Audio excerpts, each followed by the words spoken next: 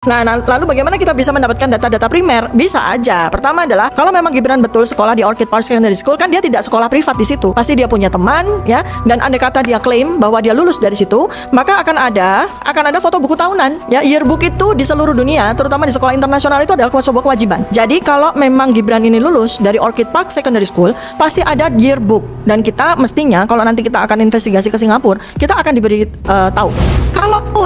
Kalaupun Gibran itu punya sertifikat dari UTS Insert, itu nggak bisa menjadi penyetaraan untuk grade 12, nggak bisa. Apalagi kemudian secara spesifik grade 12 yang disetarakan itu adalah setara dengan sekolah menengah kejuaraan SMK peminatan akuntansi dan keuangan. Itu kebohongan. Jangan sampai ini jadi beban sejarah, karena bagaimanapun nanti masyarakat akan semakin well informed, ya, semakin menuntut kok Pak Menteri, ya. Jadi kalau nggak di Kementerian Bapak pada saat Bapak menjabat, Menteri besok malah justru mengkoreksi Bapak yang malu justru. Jadi memang saya mau tegaskan legal standing kami. Pertama adalah kami ini sebagai peneliti tentu saja tidak akan berhenti sampai semua pertanyaan penelitian, sampai semua hipotesis itu menjadi sebuah simpulan yang valid, ya. Dan kemudian bisa kita pertanggungjawabkan sampai kapanpun. Yang namanya sebuah penelitian itu simpulannya itu harus valid, ya, harus valid dan berlaku sampai kapanpun. Nah, inilah pekerjaan kami, di mana kami tidak berhenti karena ini semua relate.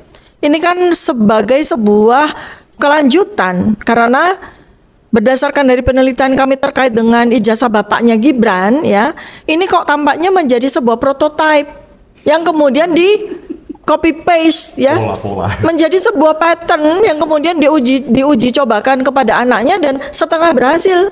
Karena setengah berhasil jadi wapres. Nah, kenapa saya bilang setengah berhasil? Karena impeccable. Ya, impeccable kenapa? Karena sekarang kita mau bergerak menuju kepada penelitian terkait dengan semua data primer maupun sekunder yang semaksimal mungkin sekarang ini sedang kami kumpulkan, ya. Pertama kami berkunjung, ya, melalui, sekali lagi selalu Bang Rismon duluan nih. Sama dengan waktu ketika kita mengobrak-abrik Jokowi di UGM, ya, Bang Rismon duluan yang dapat. Nah, ini kita sekarang menuju kepada Gibran, ya, Bang Rismon duluan nih hari Jumat yang lalu, ya, kemudian Senin, dan kemudian kita akan lanjutkan lagi pada Senin besok dengan sebuah surat resmi.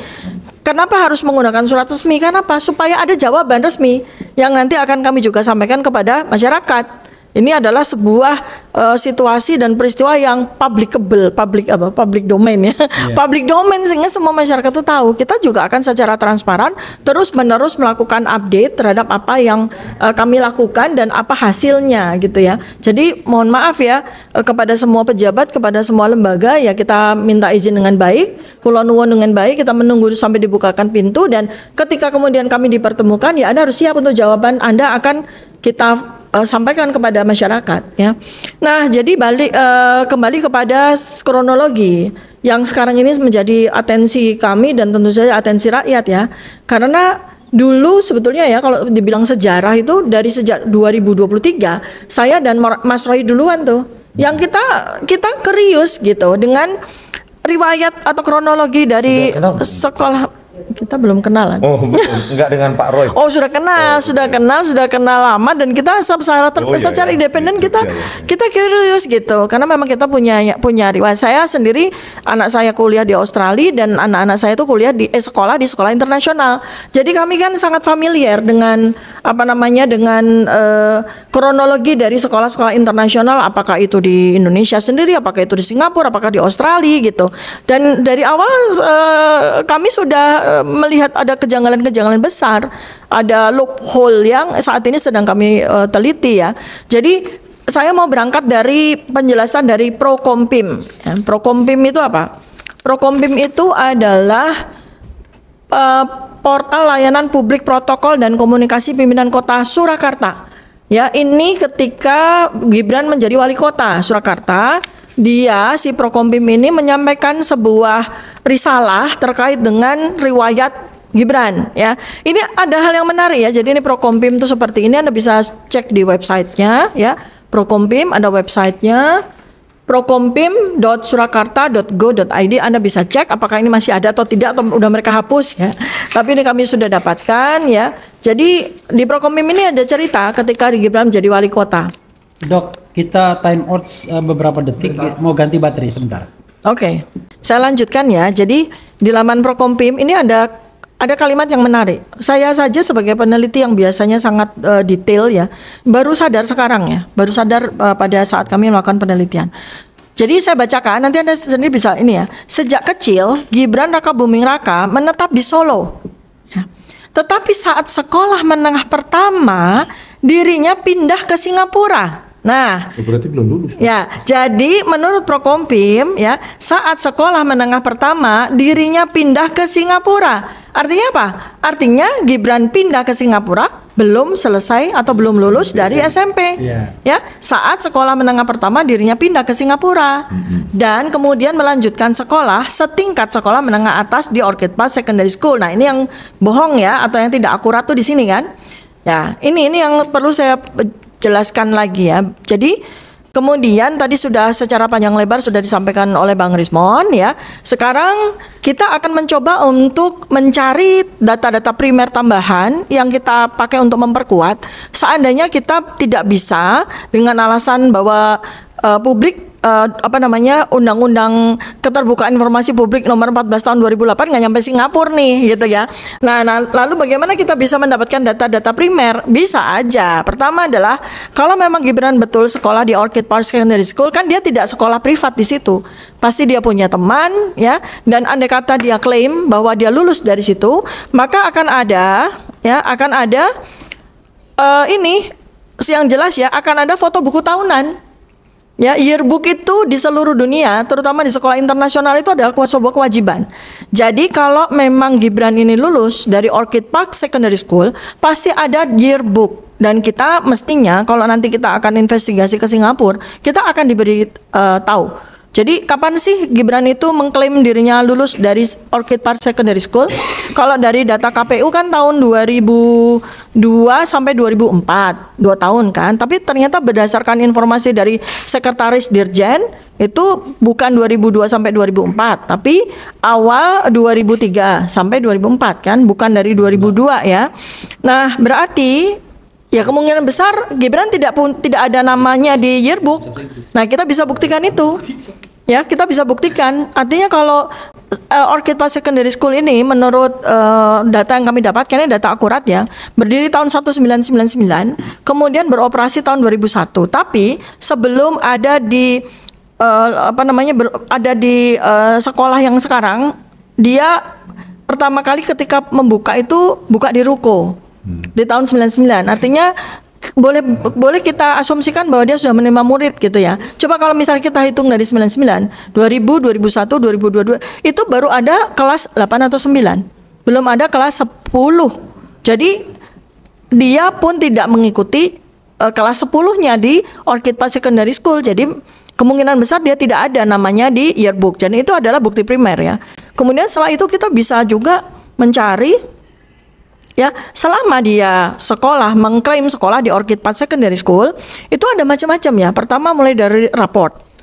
Ya, mulai dari raport sendiri. Kemudian abis itu ada lagi namanya Art Rock Cafe. Art Rock Cafe ini usaha siswa, ini adalah program unggulan dari Orchid Park Secondary School yang sudah didesain sejak tahun 2002. Artinya kalau Gibran itu sekolah di sana tahun 2003, pasti dia mengikuti itu. Ya, dan ini adalah program unggulan dari Orchid Park Secondary School sampai sekarang. Nah, ini kita bisa cek mengerjakan apa nih, wirausaha apa nih si Gibran nih kan gitu. Kemudian macam-macam lagi ya. Jadi kemudian kita juga akan minta dokumen resminya, transkripnya, surat keterangan pindah ya. Surat keterangan pindah ini harus ada. Kenapa? Karena Gibran itu masuk itu dalam tahun yang tidak pas sesuai dengan kronologi sekolahnya. Kalau dia memang sekolahnya nggak sampai selesai di SMP Negeri 1 Surakarta, dan ini kita juga nanti tanggal 2 kita akan ke Surakarta, kita akan ke SMP Negeri 1 Surakarta untuk meminta kejelasan apakah Gibran memperoleh ijazah kelulusan di SMP Negeri 1 Surakarta tahun 2002 itu, ya kan. Ini sampai dengan hari ini kita belum pernah melihat itu. Dan iya, karena dia ini wapres, maka ijazah yang seharusnya dikeluarkan oleh SMP Negeri 1 Surakarta tahun 2002 itu adalah dokumen publik ya. Itu maka kita berhak untuk meminta dari SMP Negeri 1 Surakarta.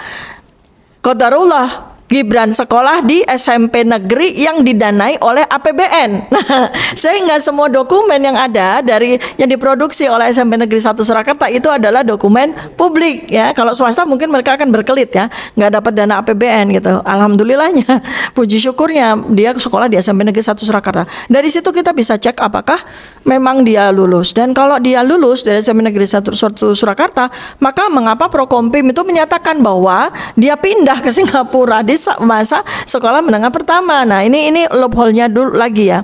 Kemudian setelah itu kita pasti juga akan bisa kok ke Orchid Park Secondary School untuk minta nomor induk siswanya ya.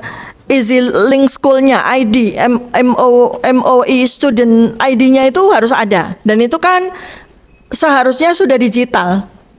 Jadi bisa di-searching dengan mudah ya. Nanti ini urusannya Bang Rismo nanti untuk men-searching MOE student ID-nya. Gampang ini. Kemudian setelah itu absensi tentu saja, daftar kelas ya, kelas listnya, namanya, kemudian tadi buku tahunannya, kemudian banyak ya. Kemudian alumni OPSS sendiri ya, Orchid Park Secondary School kita bisa lacak juga. Pasti ada alumni Orchid Park Secondary School di antara kurun waktu 2002 sampai 2004 itu yang bisa kita lacak dan kita bisa jadikan sebagai informan atau narasumber kita. Ya, itu kalau dari sisi Orchid Park Secondary School.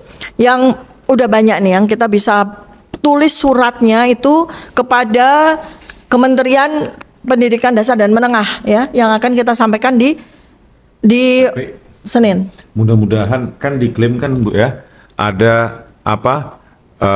Diklaim oleh Pak Dr. Eko Susanto ya, bahwa saudara Gibran ya, Pak Gibran itu biar sopan saya kan, Pak Gibran memang lulus katanya. Lulus dari SMP Negeri 1 Surakarta. Katanya ada ijazahnya.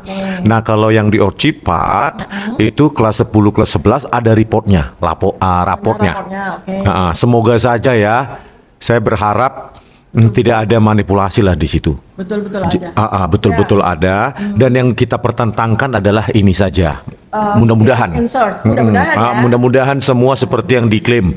Jangan sampai nanti terjadi pula manipulasi di Dirjen Dikdasmen, justru memalukan, padahal mereka adalah dirjen yang menekuni atau konsentrasi pada bidang pendidikan dasar dan menengah. Sangat memalukan kalau ini nanti justru yang diklaim itu justru produk manipulasi dari dirjen sendiri saat itu. Mudah-mudahan enggak, saya berharap yang terbaik, mudah-mudahan enggak, tetapi inilah yang kita pertentangkan. Ini mudah-mudahan Bu, ya kan? Cuma masalahnya juga gini loh, kita juga berdoa, berharap mudah-mudahan kalaupun kemudian keluar atau tiba-tiba muncul ijazah dari SMP Negeri 1 Surakarta, mudah-mudahan bukan keluaran Pasar Pramuka ya. Masalahnya kan selama belasan tahun kita meyakini Pak Joko Widodo itu punya ijazah dari Universitas Gadjah Mada. Yakin sekali kita kan, ternyata mendadak setelah kita investigasi, banyak saksi menyatakan bahwa ijazah itu bukan keluaran dari UGM, tapi keluaran dari Pasar Pramuka. Nah, itu ya, makanya kita berdoa sama-sama mudah-mudahan betul-betul bahwa Gibran punya ijazah SMP Negeri 1 Surakarta. Persoalannya adalah ketika dia maju ya, baik menjadi wali kota maupun apalagi menjadi wapres, tidak cukup dengan ijazah SMP, nggak cukup, harus dengan ijazah SMA atau sederajat. Nah, ini loophole yang luar biasa dalam. Ketika kemudian Direktur Jenderal, Sekretaris Direktorat Jenderal Pendidikan Dasar dan Menengah ini mengeluarkan surat tanggal 6 Agustus 2019 ya. Ini kan seharusnya justru pekerjaan Pak Menteri Pendidikan Dasar dan Menengah, Pak Abdul Mukti ini profesor. Dan ini masih aktif.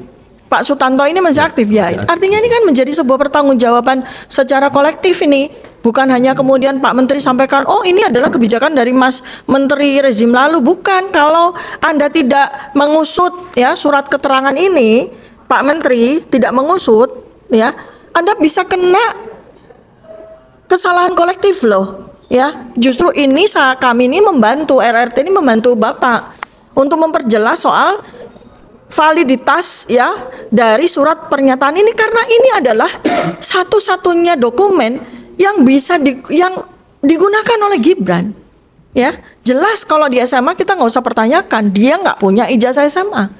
Karena yang dia klaim itu kalau dari data KPU tuh SMA di Orchid Park Secondary School, which is itu sudah kita koreksi ya, bahwa Orchid Park Secondary School di masa itu adalah SMP.